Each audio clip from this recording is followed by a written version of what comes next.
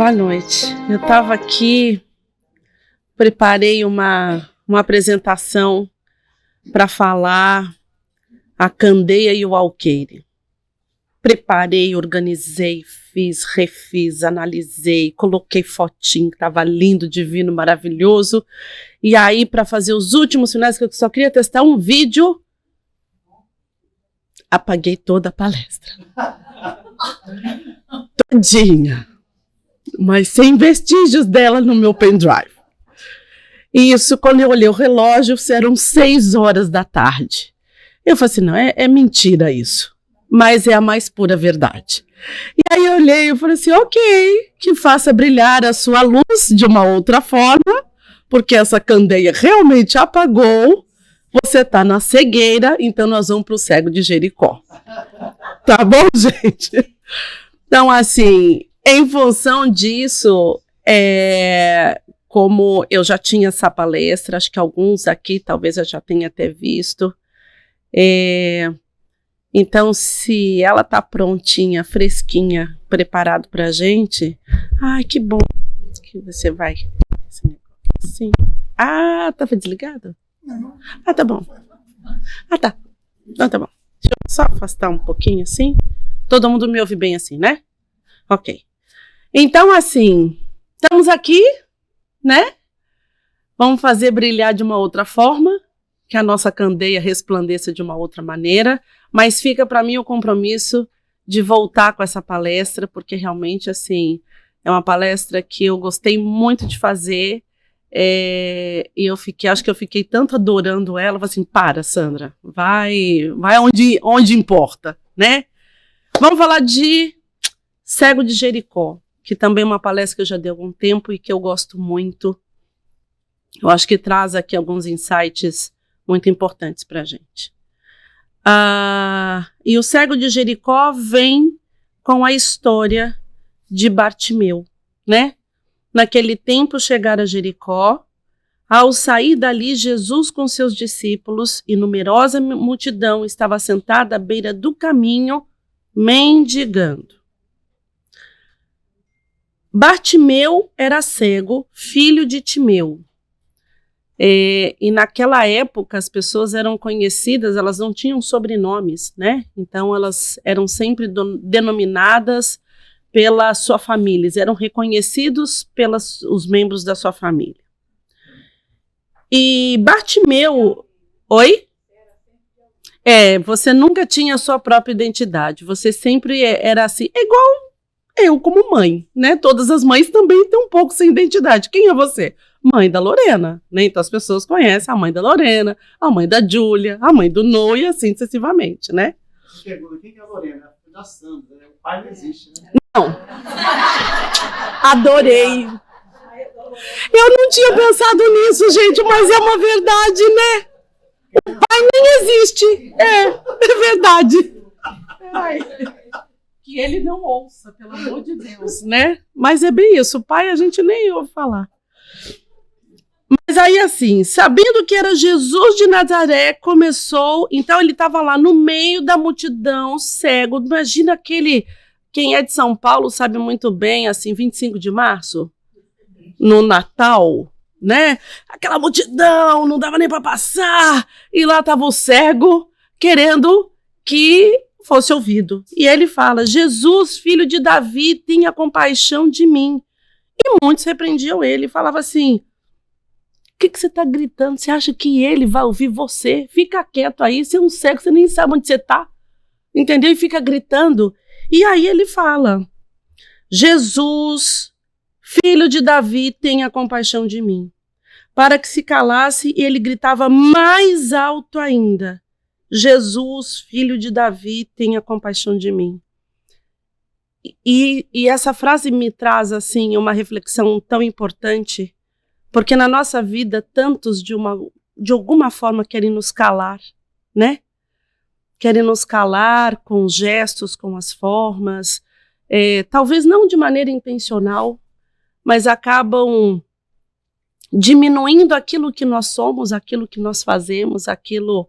Se a gente for parar para pensar, eu trabalho com pessoas que vêm para cá para os Estados Unidos e muitas delas acabam se colocando no lugar do menos. Se colocam no lugar do menos. Talvez pela barreira da língua, ou por estar numa nova cultura, e uma cultura muito diferente da nossa, não extremamente diferente, mas tem as suas diferenças. E a gente tem uma tendência de colocar um pezinho para trás. E alguns colocam até alguns passos para trás e se colocam no lugar do menos. E aqui não. E aqui, por mais que ele sabia da sua condição temporária, porque a sua condição enquanto espírito estava muito intacta. E é isso que muitas vezes a gente tem que pensar, né? Então, assim, o meio que nós não somos. E às vezes a gente se coloca ou temos a falsa ideia de que somos aquilo, nós estamos aquilo. Nós estamos passando por aquela situação. Nós somos temporariamente Sandra, Cláudia, Marias, Carlos, Paulos. Então é muito importante que a gente não se perca no interno, né? E aqui é uma prova que ele grita mais alto porque ele sabe o que ele busca. É muito mais do que a matéria, é muito mais do que aqueles olhos estavam vendo. E aí Jesus parou e disse, chamai-o. E chamaram o cego. E aí dizendo assim, coragem, levanta-te, ele te chama. E muitas vezes quando a gente está meio cego de algumas circunstâncias da nossa vida, a gente precisa ter coragem para a gente se levantar.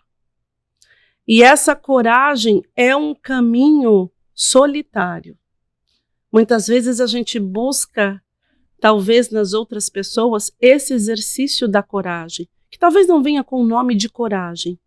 E a gente busca no outro o que muitas vezes esse impulsionamento tem que vir de nós.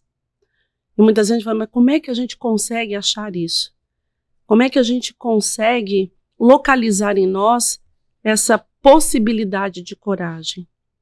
Eu tenho para mim uma crença de que quando a gente estava para vir para cá, eu acho que Deus, ele faz assim, ele pega a gente, senta, coloca a malinha do lado, olha que eu estou colocando aqui para você. Ele coloca todas as coisas que a gente... Só que a gente está lá no videogame, a gente está lá, tá bom, pai, pode deixar que eu... Não, já sei. E aí eu tô olhando alguma coisa, ai meu Deus do céu, mas essa viagem vai ser muito legal, eu vou ficar muito feliz. Olha, presta atenção que tem tudo que você precisa, tá bom? Se você ficar doente, mas eu não vou ficar doente. Fica tranquilo, porque eu sou forte, não vou ficar doente. E aí o que acontece? Essa malinha feita, entregue pra gente com tudo que a gente precisa. Tudo. Só que aí que quando a gente chega aqui, a gente se deslumbra. Eu não sei vocês, mas eu como paulistana, na minha época de adolescência, a gente ia muito para Ubatuba. Nossa, carnaval em Ubatuba com todos os nossos amigos. E eu ia com uma mala e voltava com duas, porque ela voltava de uma maneira que não cabia no mesmo lugar que eu levei minha mala, o tanto de maçaroca que eu fazia, né? E eu vejo que é um pouco isso, quando a gente chega aqui, a gente se distrai com tantas coisas, que a gente abre essa mala, e às vezes a gente abre essa mala no asfalto e sai coisa para tudo quanto é lado, e a gente não acha, muitas vezes, tudo que nós precisamos. Mas a mala continua lá. E eu acho que o exercício da coragem é isso aqui. Essa mala é sua, e só você pode localizar, porque tudo que está ali é para você. Então não dá para a gente pegar a nossa malinha e entregar para quem a gente mais ama, o seu filho, porque a mala dele é diferente da sua. Porque as necessidades deles serão diferentes das suas, e assim vice-versa. Então, quando ele fala dessa coragem, levanta-te, é esse caminho que é nosso, né? Da gente estar numa situação e olhar assim, peraí, eu preciso achar formas. E essa forma é esse ato de coragem, não para resolver, mas para se erguer. E muitas vezes para se erguer é para pedir ajuda, que é o que ele está fazendo aqui. E aí ele fala, lançando a capa fora, o cego ergueu-se de um salto e foi ter com ele. Por que que eu grifo? Ele lançou a capa. Naquela época, essa capa era como se fosse plano de expansão da Telesp, para quem conhece isso. Ou seja, eram anos que você ficava na fila para conseguir uma linha telefônica, tá? E essa capa assegurava a esse Bartimeu o quanto que ele era deficiente, o quanto que ele, de alguma forma, essa capa dava para ele algum tipo de assistência, né? Porque ele era reconhecido como o deficiente. Então ele tinha alguns benefícios em relação a isso. Só que eram muitos que queriam essa capa. E ele conseguiu essa capa. Então, olha, se ele lança fora essa capa, além do ato de coragem, eu acho que tem um ato muito maior do que isso, que eu acho que impulsiona muitas vezes a coragem. É um ato da fé. É um ato da certeza de com quem ele ia se encontrar, de fato daria a ele tudo o que ele precisava. Então, acho que aqui fica para mim uma certeza de que ele sabia o que ele queria. E ele sabia que quem ele iria encontrar daria para ele tudo o que ele precisava. E muitas vezes nos faltam essas certezas, né? Essa certeza desse Bartimeu. E aí ele fala, ergueu-se num salto da fé e foi ter com ele. E tomando a palavra, perguntou-lhe, o que queres que te faça? E ele respondeu, que eu veja. Jesus disse-lhe, vai, a tua fé te salvou. No mesmo instante, ele recuperou a vista e foi seguindo pelo caminho de Jesus. Quando eu acabei de ler esse trecho, eu fiquei pensando, aonde foi? Em que momento foi que ele recuperou a visão? Quando eu olho, quando ele fala que ele tem coragem, levanta-te, ele recuperou a visão aí. Porque estar com Jesus só foi um detalhe. Porque ele fala, foi a tua fé que te curou. Então nem foi Jesus. Então toda a trajetória, e é por isso que eu adoro essa história de Bartimeu, porque reflete muito os nossos dias a dia, o nosso dia a dia, né? O quanto que a gente às vezes espera a solução, que ela aconteça de uma forma brilhante, mas muito pouco a gente acaba esquecendo de dar o nosso esforço, empregar a nossa parte. E quando a gente emprega a nossa parte, a gente olha, as coisas acabam sendo fluidas. Não estou dizendo que sejam fáceis, mas elas acabam sendo fluidas. Quantas vezes passamos por situações extremamente difíceis, que no momento que a gente se encontra no meio delas, a gente tem a certeza que a gente não vai passar por elas. E aos poucos, quando a gente olha para trás hoje, a gente vê que sempre havia um caminho aqui, uma alternativa acolá, mas que houve em nós o exercício, o desejo, a vontade, o sacrifício, a renúncia, as orações, as vigílias, os perrengues, para chegar onde a gente chegou. Então, as nossas maiores conquistas, aquelas que a gente vê internamente, não as conquistas materiais, elas também têm aí o seu percalço. Mas aquelas internas que só você sabe que você conseguiu conquistar, você sabe qual foi a sua participação, a sua contribuição sobre elas. E aí vamos pegar um pouquinho essa história, porque assim, essa história é isso, né? Ele está lá, sentado, ele está em Jericó, aí ele passa, ele chama Jesus, as pessoas param de ficar chamando Jesus, alguém fala, coragem, levanta porque ele quer falar com você, e ele levanta, lança fora tudo que ele tinha para estar com Jesus, porque quando ele lança fora tudo isso, ele vai buscar outras coisas que aquela capa de fato se torna muito pequena, né? E aí Jesus olha para ele e fala, o que você quer que eu faça? Assim, meu amigo, eu sou cego, né? Você vai me perguntar o que você quer que eu faça, né?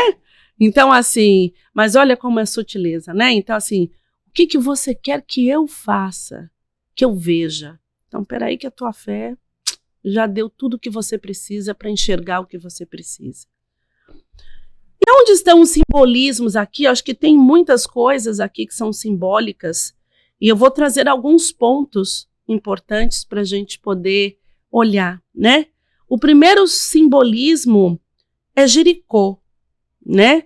Então, assim, ele está em Jericó. E o que representa Jericó? Jericó, ele ficava... Então, Jesus estava saindo de Jericó e indo para Jerusalém, tá? Então, o que representava Jericó? Se a gente for olhar nas literaturas, né? Você vai ver que Jericó era a pá virada da história, né? Jericó, então pensa que Jericó era mundo de regeneração e Jerusalém, mundo felizes, tá? Jericó ficava na parte baixa da cidade, enquanto Jerusalém ficava na parte alta. Então, o que eles consideravam? Opa, peraí. Aqui. Jerusalém é cidade alta, sede de adoração, representação espiritual, elevação. Tanto que ele ficava geograficamente acima de Jericó. Como que Jericó era chamado? De perfumado. E o que é o perfume, né? Qual é o simbolismo do perfume? O que representa o perfume? O perfume, ele mascara cheiros. O perfume, ele invade ambientes. O perfume, ele inebria, né? Então, as doses do perfume, ele cria pra gente uma alusão a várias coisas, a sedução, a uma série de coisas. E exatamente isso, Jericó, cidade baixa, polo comercial e de riquezas, representação mundana, materialidade. Então, Bartimeu estava às portas de Jericó e ele lança sua capa. Isso me dá a ideia de que ele estava se despedindo daquela materialidade, se despedindo daquela vivência, daquela experiência da matéria, porque ele buscava mais. O simbolismo de Jericó são as seduções da materialidade. É preciso não esquecer que é o espírito que ama e não o corpo. E quando a ilusão material se dissipa, o espírito vê a realidade. Isso está no livro dos Espíritos. E é isso que eu acredito que Bartimeu começa a identificar no seu espírito essa necessidade de ir mais à frente. O segundo simbolismo. Estava sentado à beira do caminho. Bartimeu era cego, filho de Timeu. E o que é essa cegueira? O que representa essa cegueira para a gente? A sombra dos olhos físicos pode ser angustiosas provações, mas a cegueira real é aquela que envolve o coração e a mente, da noite da rebeldia ou na ignorância. E é por isso que encontramos no mundo cegos de todos os matizes. Então você tem o cego, realmente o deficiente visual.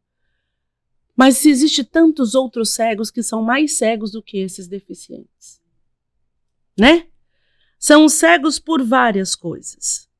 Então, assim, e que a gente chama dessa cegueira espiritual, muitas vezes. É buscar fora aquilo que não consegue localizar dentro. É buscar nas coisas aquilo que ele quer ser, né? Então, assim, é muito difícil quem é, ele tem, ou ele é. Quando eu digo isso na essência, é claro que a gente precisa ter as coisas. Não estou fazendo apologia aqui, o voto de pobreza, não estou falando nada disso. Eu estou dizendo o quanto que isso tem a capacidade de nos dominar ou não. O quanto isso tem a capacidade de nos tornar insensíveis em relação ao outro. Meu marido trabalha numa empresa onde eles constroem casas de extremo luxo aqui nos Estados Unidos. E é para uma classe muito pequena, mas é extremo luxo. E agora eles estão querendo fazer de uma forma que, aonde eles querem construir um condomínio, eles têm que passar obrigatoriamente por uma vila de casas de trabalhadores. E aquilo, essa foi a frase, fere os olhos deles. Fere. Então, como eles estão se sentindo feridos, eles estão criando uma forma de tirar aquelas pessoas de lá para que seus olhos não fiquem mais feridos.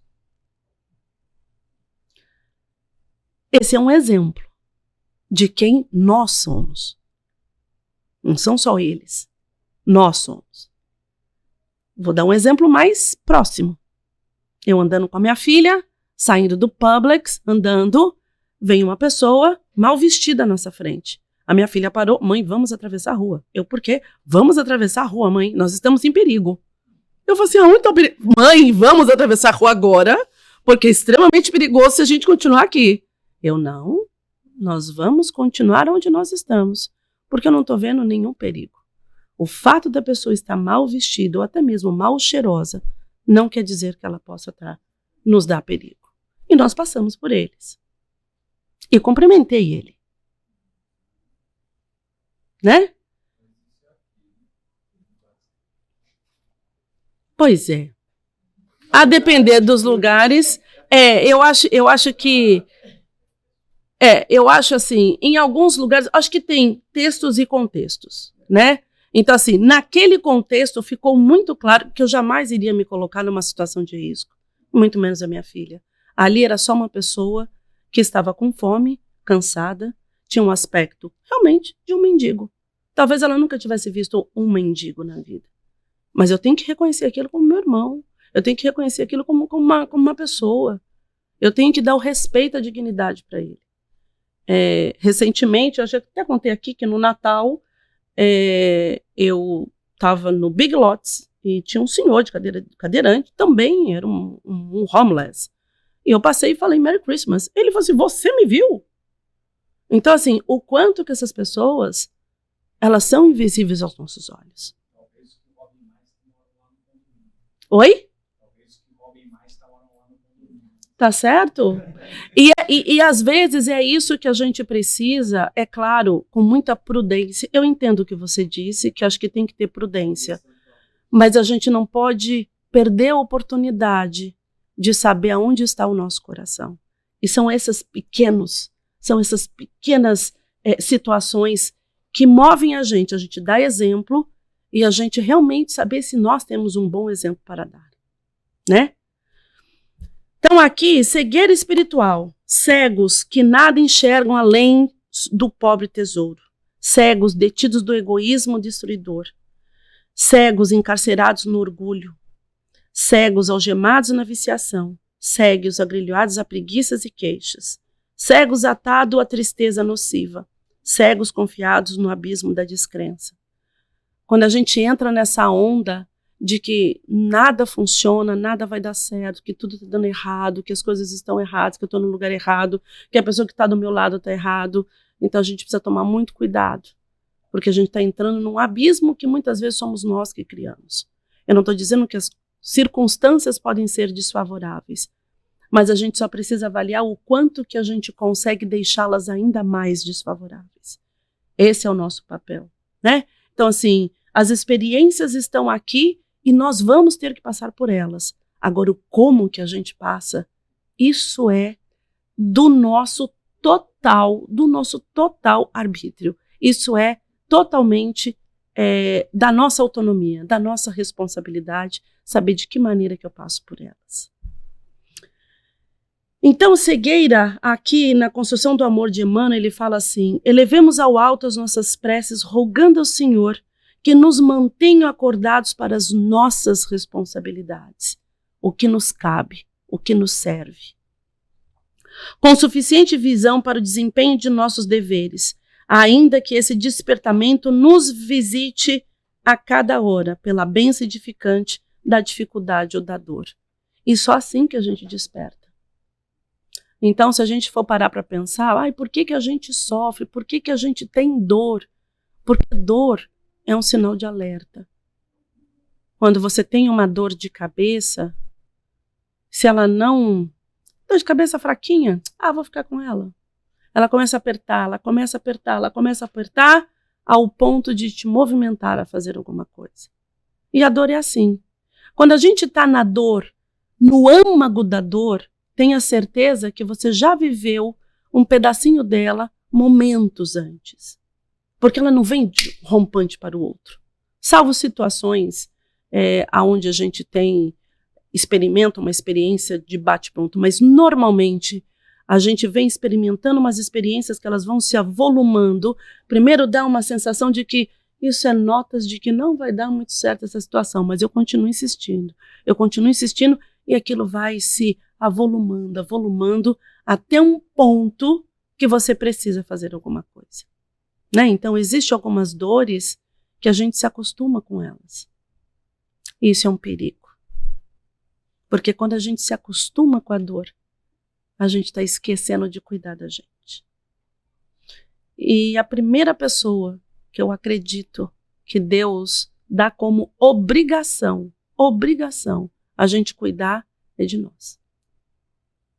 Então, às vezes a gente fala que a gente cuida de tanta gente, de tantas pessoas, esquece um pouco da gente, a gente fala isso com louvor.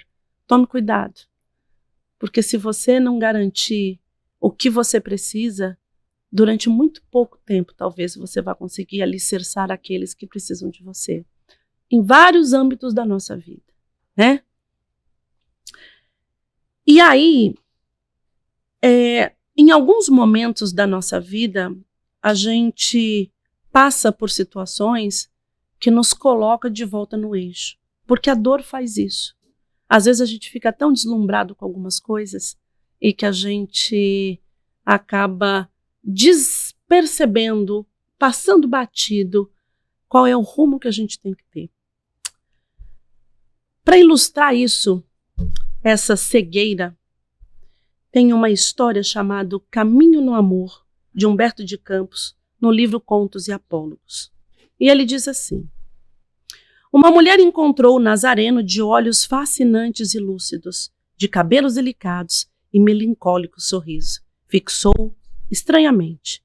Arrebatada, na onda de simpatia irradiar-se dele, corrigiu as dobras da túnica muito alva, colocou um olhar indizível expressão de doçura e, deixando perceber, nos maneios do corpo frágil, visível paixão que a possuíra de súbito, abeirou-se do desconhecido e falou: jovem, as flores de Séforis encheram-me a ânfora do coração com deliciosos perfumes. Inúmeros peregrinos cansados me buscam à procura de repouso para se reconfortar. Em minha primavera juvenil, encontrar o prazer que representa a coroa da vida. É que o lírio do vale não tem carícias dos meus braços e a romã saborosa não possui o mel dos meus lábios. Vem e vê. Dar-te-ei um leito macio, tapetes dourados, vinho capitoso. Acariciar-te-ei, fronte abatida e curar-te-ei o cansaço da viagem longa. Descansará teus pés em água de nardo e ouvirás, feliz, as harpas e alaúdes do meu jardim. Tenho a meu serviço músicos e dançarinas, exercitados em palácios ilustres. Oi? Ela era a última bolacha do pacote. Todos queriam ter, nem era uma noite, era só 15 minutos, a partir das 6 já estava bom, entendeu?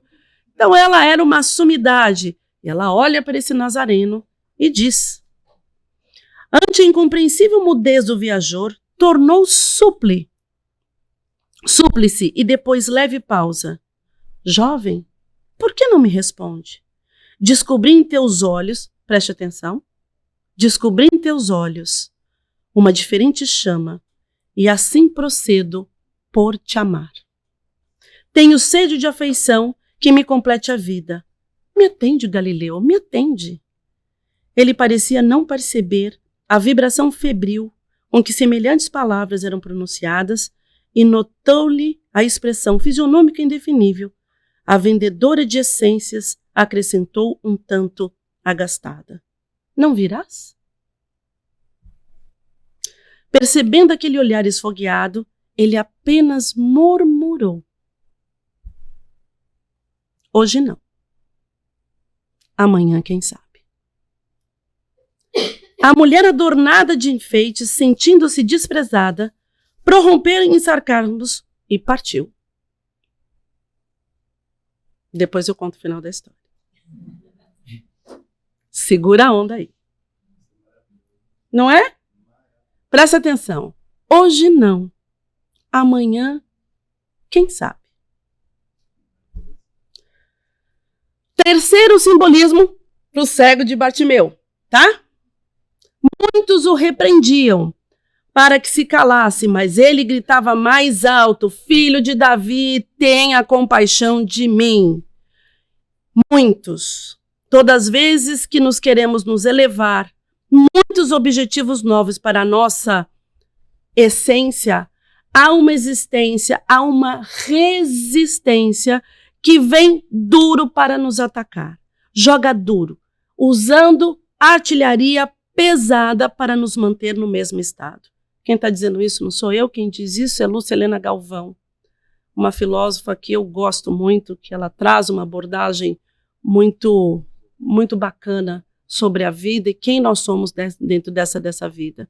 Então, o que ela está dizendo é o seguinte: todas as vezes que a gente quer fazer algo para nos elevar, mas vem uma galera, mas você vai no centro de novo. Não acredito, gente, você virou beata. Não, eu não sei, você deve estar namorando com alguém lá daquele centro. Porque não faz sentido, porque vira e mexe, você está aqui, de novo você vai. Tem que fazer essa prece, evangelho no lar, para quê? Por que eu preciso ficar, ai mãe, mas que saco, fica sentado aqui ouvindo. Não precisa nem ouvir, agora você vai fazer evangelho hoje. Você nem vai ouvir, é você que vai ler, entendeu? Então assim, muitos, por quê? Porque é gostoso ficar na farra, né? É gostoso, a gente se seduz muito fácil pela matéria, porque nós estamos muito próximos a ela. Então, assim, o nosso caminho não é fácil, não. É um imã. E a gente está indo contra esse imã. Mas lembre-se, nós temos todas as ferramentas que nos auxiliam para que a gente possa chegar onde a gente tem que chegar. Por ver com mais clareza as instruções relevadas pelo mestre, é tido contra fanático, retrógrado, idiota e louco.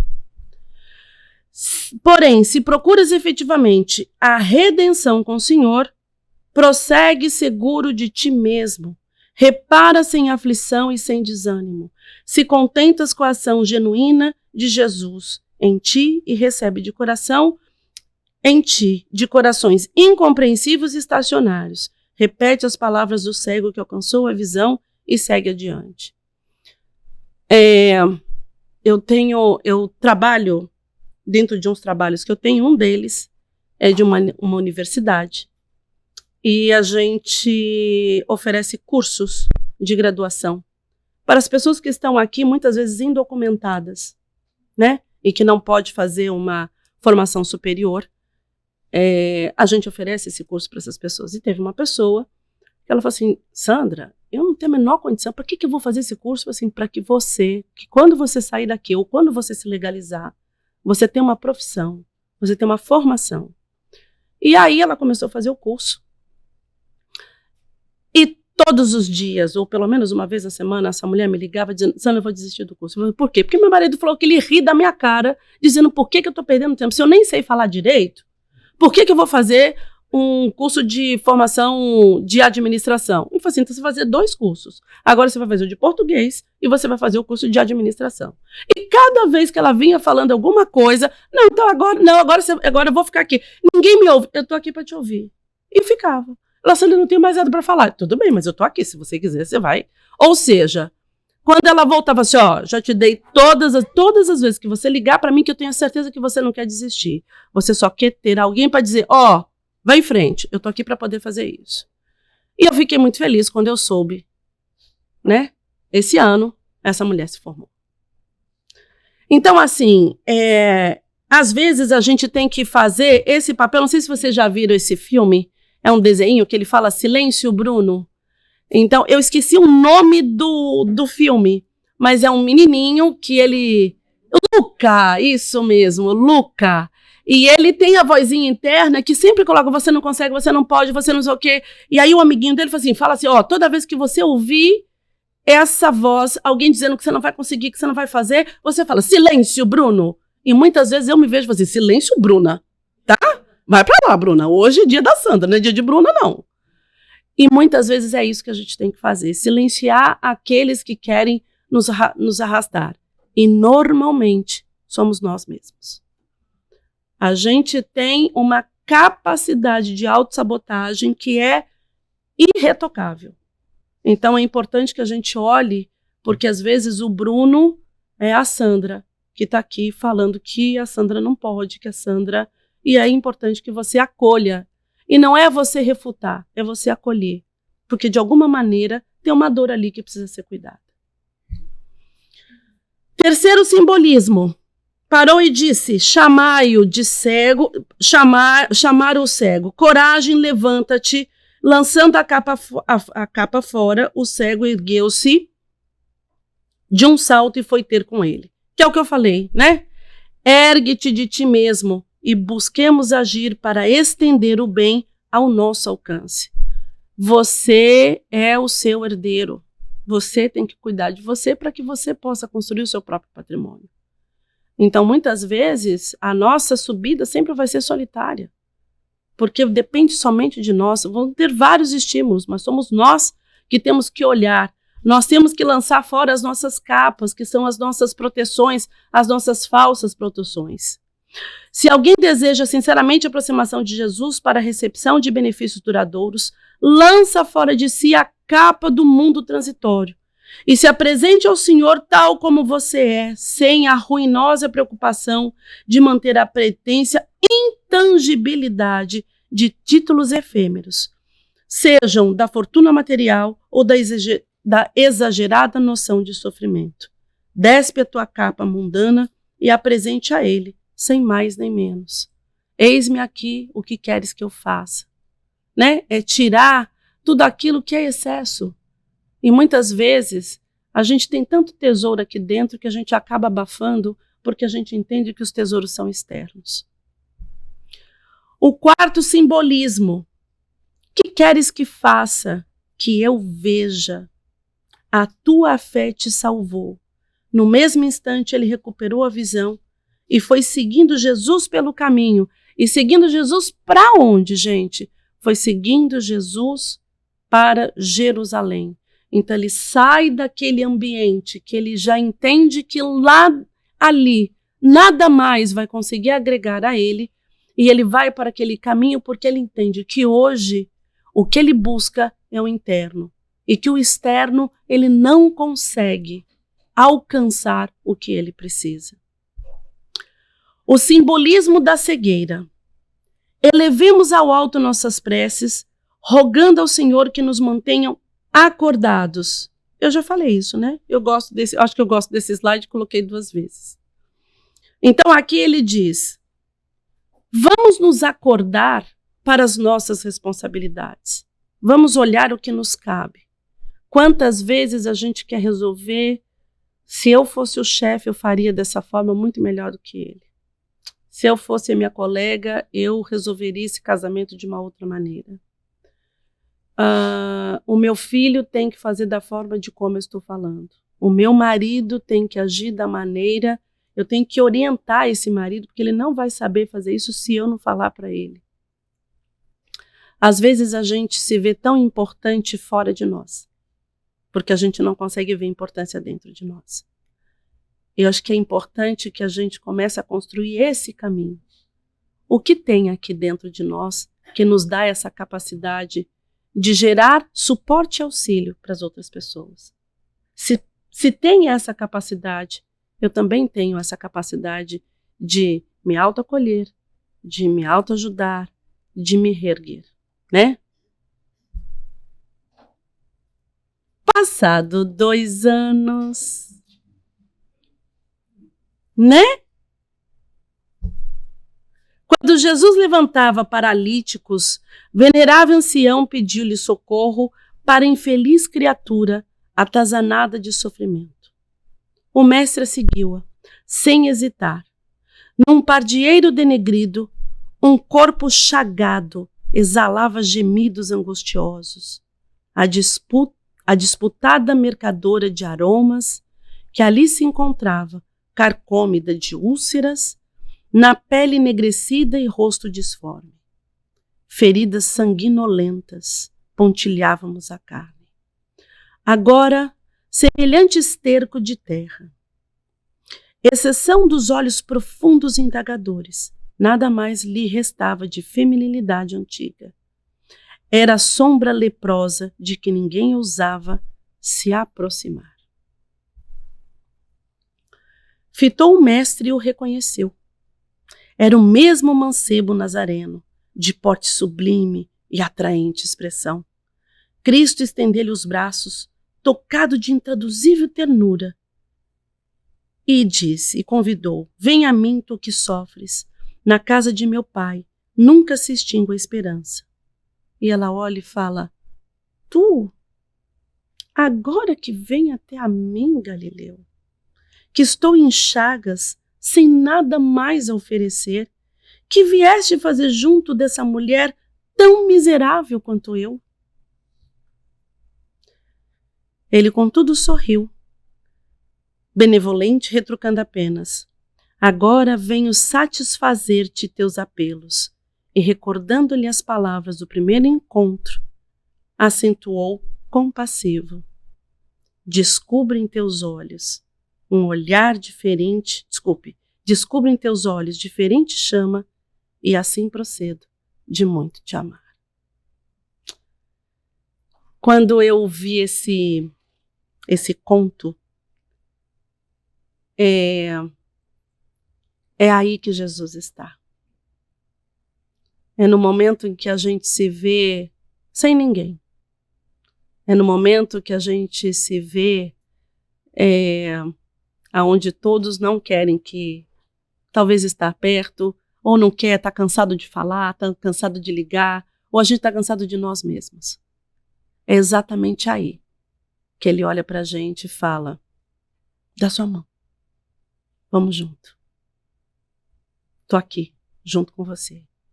Eu não vou descansar enquanto todos nós não entendermos o que é de fato a felicidade eterna. Obrigada, gente.